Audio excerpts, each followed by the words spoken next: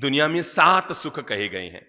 अरे भाई, पहले जमाने में बड़े बुजुर्ग लोग तो याद रखा करते थे 7 सुख।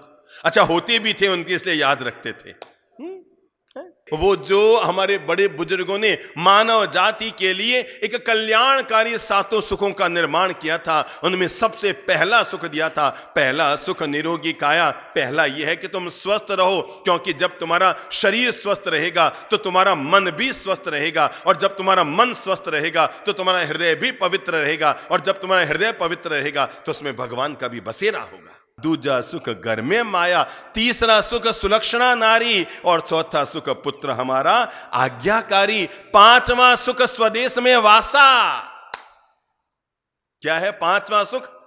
स्वदेश में वासा। छठा दुख राज हो पासा, यानी हमारे राजा से हमारी पहचान पूरी हो, राजनीतिक या और जो पहचान है वो हमारी पूरी हो। और सातवां सुख संतोषी जीवन, और ऐसे होता है धन्य हमारा जीवन। ये 7 सुख चलो फिर से ध्यान में लो। पहला सुख निरोगी काया, दूजा सुख घर में माया, तीजा सुख सुलक्षणा नारी, चौथा सुख पुत्र आज्ञाकारी, पांचवा सुख स्वदेश में वासा, छठा सुख राज का पासा, और सातवां सुख संतोषी जीवन।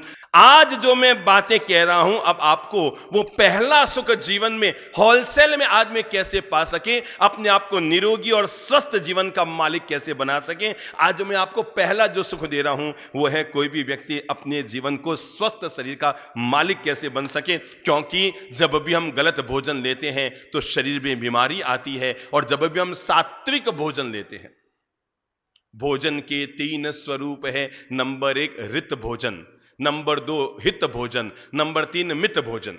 आयुर्वेद में मनुष्य के भोजन के लिए 3 प्रक्रियाएं दी गई है। नंबर 1 ऋत भोजन, यानी भोजन वो लो जो ऋतु के अनुकूल हो, जो मौसम के अनुकूल हो। अब सर्दी के मौसम में आइसक्रीम शादियों में होती है, और गर्मी के मौसम में बादाम का हलवा और बादाम की कतलियां होती है, दोनों विपरीत शरीर के लिए।